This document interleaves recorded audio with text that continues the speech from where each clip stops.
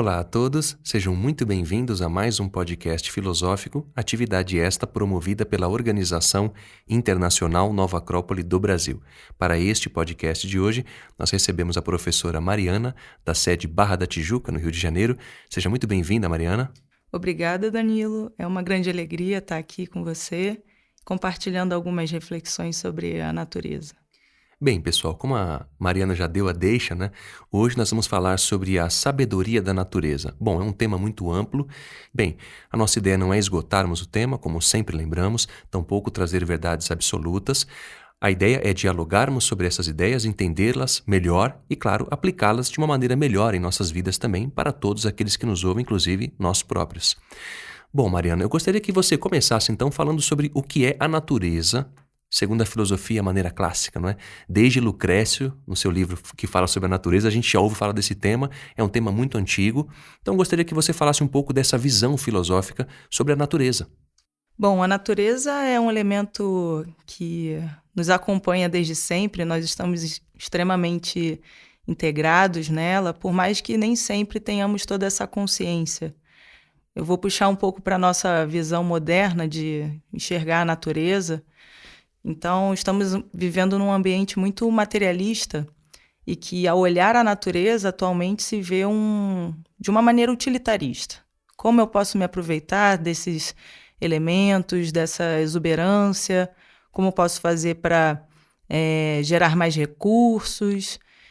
E fica num processo muito raso, porque a natureza é muito mais do que isso. E quando a gente vai fazer a ponte com a filosofia maneira clássica, essa forma de enxergar a natureza, não apenas enxergar, mas se integrar à natureza, sendo ativos nesse processo, a gente vê uma forma muito mais humana de reflexão sobre a natureza e seus exemplos, e como que a gente pode se inspirar por esses exemplos e transformar a nossa conduta de vida também, porque a natureza está aí ensinando a todos, né, de maneira muito generosa. Tem uma filósofa que talvez já tenhamos falado aqui, que é Helena Blavatsky, e ela tem uma frase que é muito interessante. Ela diz que, por mais que todas as bibliotecas estivessem desaparecido, o homem conseguiria voltar com todos aqueles conceitos e aquela sabedoria presente ali naquelas bibliotecas, simplesmente voltando a ler na natureza. Então, podemos nos aproveitar dessa fonte de ensinamentos para, de alguma maneira, entendermos o nosso papel no mundo. Porque, enquanto filósofos, a maneira clássica uma dos nossos objetivos é conseguir nos integrarmos de maneira natural a esses processos. E também conseguir perceber como podemos apoiar, né, todo esse processo de evolução, não só do ser humano, mas também da natureza. Quando a gente vai ler, por exemplo, o Marco Aurélio, ele fala muito da dinâmica da natureza, da vida que há, e ele retrata isso como se fosse, entre aspas, um biólogo. Na verdade, ele é um filósofo e fala de natureza de uma maneira tão profunda que é tocante, é simples e é prático, é totalmente inteligível. Eu gostaria que você pontuasse, então, alguns desses exemplos que a natureza nos dá, ou seja, dessa pedagogia que a natureza nos traz, e o que nós podemos extrair desses elementos. Olha, Danilo, eu te digo que a gente não precisa nem ir a florestas, não precisamos ir a jardins botânicos, porque estamos rodeados de natureza e podemos aprender o tempo inteiro. Por exemplo, temos o sol, né? Nosso grande companheiro de todos os dias, com esse exemplo de generosidade. Porque o sol, ele nasce para todos, independente se a pessoa é boa, se a pessoa é ruim, se a pessoa é bonitinha ou não, ele está aí. E isso é uma grande inspiração, porque nem sempre nas nossas posturas, nas nossas atitudes, nós conseguimos ter essa purificação e esse critério interno de que, bom, eu preciso brilhar e eu preciso entregar algo, independente de quem esteja à minha frente. E nós somos muito condicionais. Para aquele ali, ok, mas para o outro, talvez não. O que ele vai me entregar em troca? E o sol vem com esse exemplo de doação, de entrega, de generosidade, independente de quem esteja presente, né? Nós temos um outro exemplo que fala sobre um elemento muito atual para a gente também, que é a convivência e a justiça. Quando a gente vai cuidar de um pequeno jardim, né? Compramos as sementes e sementes diferentes, e geralmente a gente quer que o nosso jardim fique muito belo. E para que ele fique muito belo, a gente vai pesquisar como é que eu vou cultivar essa semente. E nem todas serão cultivadas da mesma maneira. E umas vão precisar de mais sol, outras vão precisar de mais água, e outras vão precisar ficar à sombra. E a gente entende essa ideia de que não tem como tratarmos todas as sementes da mesma maneira, porque cada uma tem a sua própria natureza. E para que a gente possa potencializar cada uma dessas sementes, precisaremos colocar nas condições necessárias para que aquela semente possa se potencializar. Esse é um critério muito interessante, que é o critério de justiça, que às vezes confundimos e achamos que é uma uniformidade, de que todos têm que ser iguais e de que todas as condições devem ser iguais. E quando a gente vai cuidar de um jardim, já percebemos que não é bem dessa maneira. Um outro exemplo também é quando vamos educar as crianças ou os nossos filhos. Ou seja, cada um deles tem uma identidade própria, cada um deles tem uma característica. E a gente pensa dessa maneira igualitária, como você colocou, de igualdade, de uma maneira equivocada, porque não somos iguais.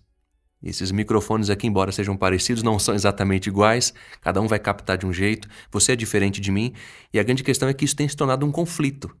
Quando na verdade não é porque a natureza não nos dá esse exemplo, ela nos dá o exemplo de unidade e de justiça, como você colocou, ou seja, a gente tem distorcido as coisas, não é? Sim, e continuando dentro dessa ideia da unidade, tem um outro exemplo que é muito interessante, que mostra justamente essa ideia que tem relação com os rios e a nossa água, né? Então, a gente observa que cada rio tem uma nascente num ponto e cada rio passa por um caminho diferente. Tem rios que passam por lugares muito belos e tem rios que às vezes vão sendo poluídos ao longo da sua margem, mas todos eles têm algo em comum, que é o seu destino, né? E todos têm um destino de chegar até o mar, até o oceano. Todos caminham para isso. E é um destino único. E é muito interessante, porque quando se chega nesse oceano, não existe mais diferenciação. Todos fazem parte da mesma natureza.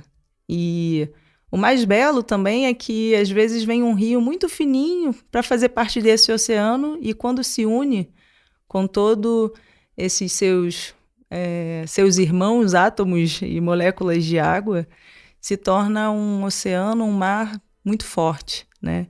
Então a gente percebe também que aquela ideia que é muito batida, né, que a união faz a força, e de fato observamos isso na natureza. É muito mais fácil você quebrar um galho sozinho do que se você tiver muitos galhos unidos. Você vai ter muito mais dificuldade de conseguir quebrar. Bom, e dentre vários exemplos que a natureza traz também, um que me veio à cabeça agora, eu gostaria que você falasse um pouco mais sobre ele, é em relação à paciência. A natureza tem uma paciência tremenda, né? As coisas acontecem dentro de um tempo que não é o nosso tempo cronológico, aquilo que a gente cronometra, é o tempo que a vida, quer trazer. Eu gostaria que você desse alguns exemplos desses para a gente poder fazer uma relação com a vida prática também. Voltando à ideia da semente, quem já plantou sabe que a gente planta hoje e não adianta ficar aguardando o dia seguinte para que aquela semente já brote. Existe um tempo, existe um amadurecimento, existe uma entrega. E isso não é de um dia para a noite. Isso exige um amadurecimento daquela semente para que ela consiga seguir o seu próprio ciclo.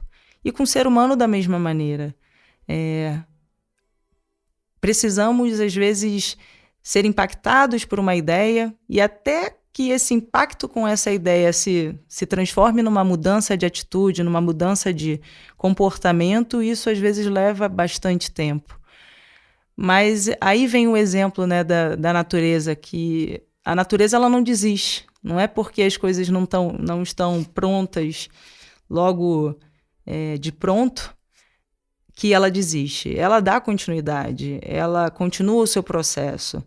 E enquanto seres humanos, às vezes desistimos, né? A água, mais uma vez, traz esse exemplo, né? Que ela vai tentar passar por todos os obstáculos e vai descer o rio em direção ao seu destino inexorável, que é o mar. E isso também fala muito desse destino do ser humano, que possamos perceber qual é esse destino e que não nos atrapalhemos e paralisemos por conta de algumas pedras que possam cair no nosso caminho. Que possamos utilizar a nossa imaginação, a nossa inteligência, o nosso amor, a nossa vontade, para conseguir passar por essas barreiras e despertar esses potenciais internos dentro dessas possibilidades. Falando mais uma vez das plantas e dos seres humanos, seres vivos no geral, existe algo muito importante que vejo que o ser humano não tem uma aproximação. Inclusive gera uma grande repulsa às vezes, que é sobre a ideia da morte, a ideia do fechamento de alguns ciclos. E você falou da semente, que, bom, para que ela possa brotar, que daquela semente gere um broto, germine, a semente ela vai precisar morrer. E quando você observa, parece que ela está morta, está apodrecida e que não vai vingar nada dali. Mas existe um processo de transformação, de transmutação. E se a semente não morrer, não tem como ela gerar algo novo. E dentro do nosso corpo, com as nossas células, da mesma maneira. Existe um processo que se chama apoptose, que é a morte celular programada. Então, as nossas células elas têm uma duração, elas têm um tempo de vida. E entregam o que tem de melhor dentro desse tempo de vida, percebendo que existe um processo de finalização e o fazem de maneira muito harmônica, sem gerar nenhum trauma, nenhuma consequência negativa para todo o organismo. Diferente da necrose, que já é um processo mais agressivo. E eu diria que a gente não consegue viver muitos momentos de apoptose, né? Essa morte celular programada, essa morte programada, porque nós não sabemos fechar os nossos ciclos. E o que seria fechar um ciclo? Fechar o ciclo não é só no momento da morte final, mas todos os dias fechamos alguns ciclos, porque nos desapegamos de algumas ideias, de algumas emoções, de algumas atitudes que às vezes não cabem mais. E continuamos mantendo, às vezes, essas posturas, sendo que elas não nos trazem mais vida. É como um adulto, por exemplo, que quer usar uma roupa de criança e um sapato que já não cabe mais no pé por uma questão de apego, né? Ou seja, não dá mais. E aquilo tem um tempo de vida útil, é uma fase da vida que nós vivenciamos e que naquele momento foi útil, foi importante, mas houve um amadurecimento. E aí a gente fala, bom, aquilo já não me serve mais, eu tenho que seguir adiante agora. Exatamente. Então, vejo que precisaríamos ter essa aproximação maior com esses fechamentos, né?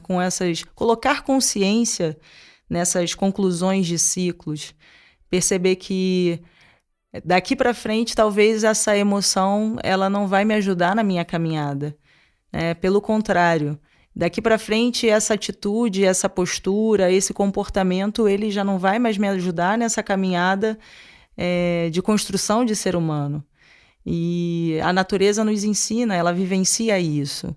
Todo ano, nas estações, a gente observa as árvores deixando as suas folhas irem, porque naquele momento já não serão mais necessárias. E, inclusive, se a árvore continuar mantendo essas folhas, vai ser prejudicial para o todo, porque ela não vai conseguir dar toda a energia para essas folhas e pode até acabar morrendo.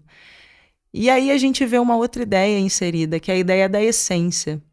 Porque às vezes a gente não quer deixar as coisas irem porque a gente tem medo de perder a nossa essência. Porque a nossa essência está pautada, nesses casos, na forma. Então, se eu deixar aquela minha maneira arrogante de tratar as pessoas, então como as pessoas vão me reconhecer? Porque eu sou reconhecido por essa característica. E uma pessoa que se relaciona consigo mesmo dessa maneira está muito apegada às suas formas.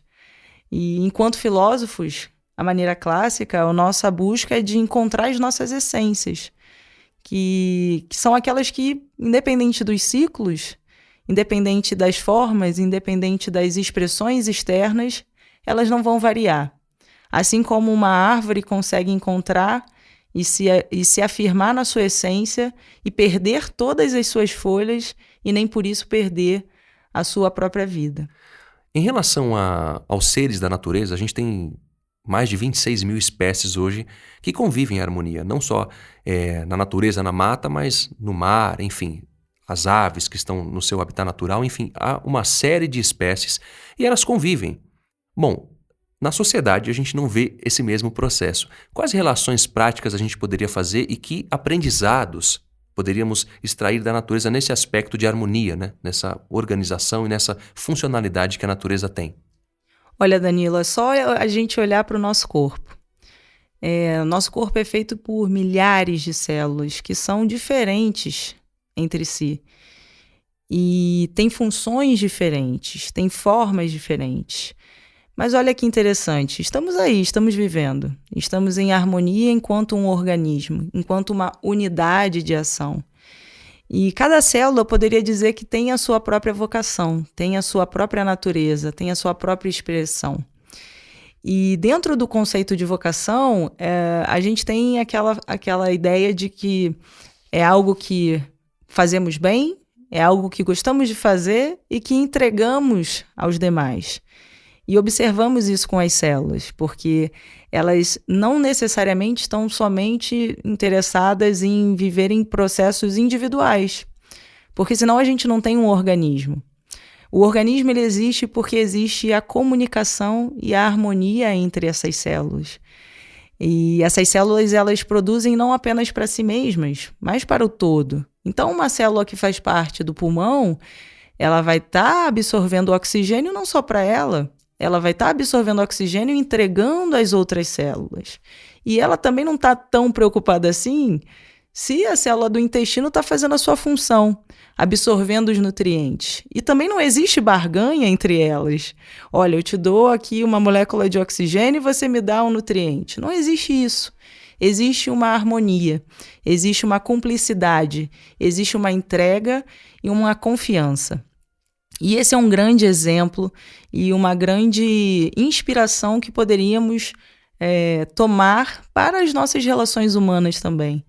Hoje vemos processos muito do toma lá da cá, né? Eu te entrego isso e o que você me dá em troca? Falta de comunicação, falta de convivência, falta de cortesia. Não conseguimos mais nos relacionar com as pessoas e por isso nos isolamos. Mas quando fazemos isso, também perdemos a oportunidade da convivência, a oportunidade do crescimento, a oportunidade de compartilhar. Então, eu vejo o nosso organismo como essa unidade de ação, uma grande referência para as nossas sociedades, para os nossos grupos humanos. E olhar para esse organismo observando como é que eu posso aprender a me harmonizar com essas pessoas que estão ao meu redor. O que eu posso entregar, o que eu posso deixar, o que eu posso oferecer e ofertar para essas pessoas que estão ao meu redor. E, naturalmente, a natureza vai recompensar. Bom, Mariana, para encerrarmos o nosso podcast, então, eu gostaria que você deixasse uma reflexão, uma mensagem final, para que nós, enfim, vivêssemos algo dessa sabedoria da natureza no mundo de hoje, cada um dos que nos ouvem, e nós próprios, evidentemente, para que nós possamos aplicar algo disso em alguma medida, para que a nossa vida flua naturalmente como a natureza. O que você poderia nos dizer para a gente encerrar o nosso podcast? Por gentileza. Eu acho que a visão menos utilitarista, uma visão mais de aprendizado, uma visão mais de humildade dentro dessa inserção na natureza, isso é extremamente importante. E observar o que já conseguimos conquistar até agora, né? Observar esses exemplos e essas referências que já temos conquistado até agora. e ter um olhar cada vez mais filosófico com tudo que está ao nosso redor. Não apenas uma visão materialista, mas uma visão de ensinamentos, de sabedoria, de aplicação, uma sabedoria prática, uma sabedoria vivencial. E conseguir também fazer essas relações com o que eu posso ajudar dentro desses processos da natureza, o que eu posso aportar como ser humano, apoiando dentro dessa evolução. Talvez dentro da minha casa já consiga fazer algumas transformações, na minha relação com aqueles ao meu redor, não simplesmente com a natureza, as plantas, os animais, porque esses também estão aí, também são importantes, mas observar o outro ser humano. Hoje é mais fácil se relacionar com os nossos bichinhos do que com outros seres humanos.